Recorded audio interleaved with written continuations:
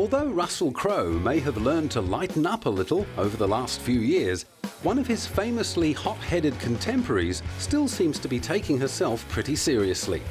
And after years of reading about herself in the gossip pages, Courtney Love decided to set the record straight.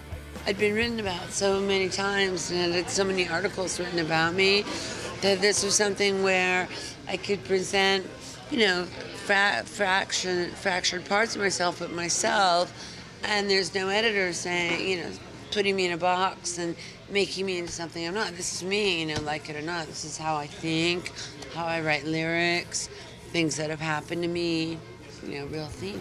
But those flipping through her 2005 memoir, Dirty Blonde, The Diaries of Courtney Love, for a linear account of her life thus far, may have been disappointed. Oh yeah, it's definitely a scrapbook. That is by definition what it is in a lot of ways, but I think all the pieces come together to tell a story too. It also illuminated one of her life's major turning points. Well, the rejection from the Mickey Mouse Club kind of formed me. Apparently, the rejection came after the 12-year-old Courtney recited a poem by suicidal author Sylvia Plath, revealing an early glimpse of the darkness that would dominate her creative and personal life for the next 30 years. When she married Nirvana frontman Kurt Cobain in February 1992, Courtney was already pregnant with their daughter, Frances Bean. Over the next couple of years, the tabloids printed various accounts of Courtney and Kurt's drug binges. On one occasion, they were reportedly so out of it, they left baby Frances in a cab.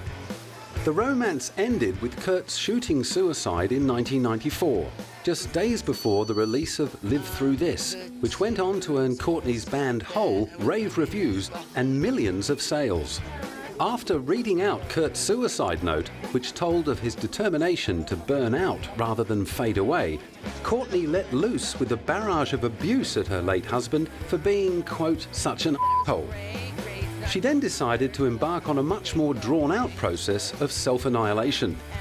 Despite her obvious problems and addictions, she struck a creative purple patch with the release of Hole's celebrated third album, Celebrity Skin.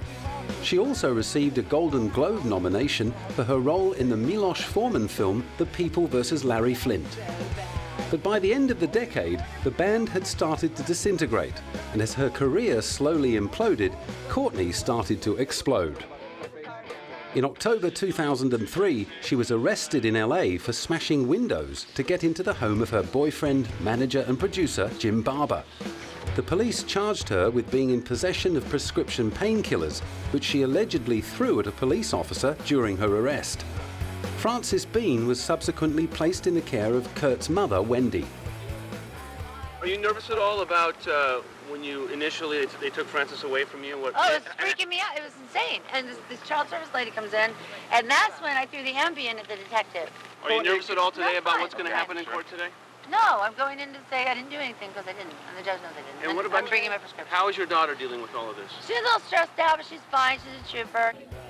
While she was waiting for her case to go to trial, she once again ended up in police custody after allegedly striking an audience member with her microphone stand at a gig in New York.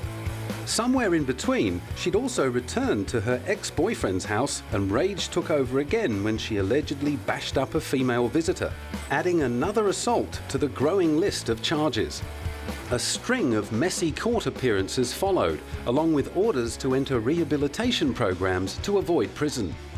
You have to stop drinking. It's fun. This is funny. I mean, it's not funny at all. It's profound. It's deep. But I want to see if I can do it.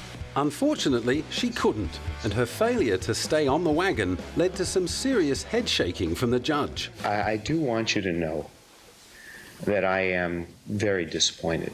I have read all of the reports. I know the statements you made.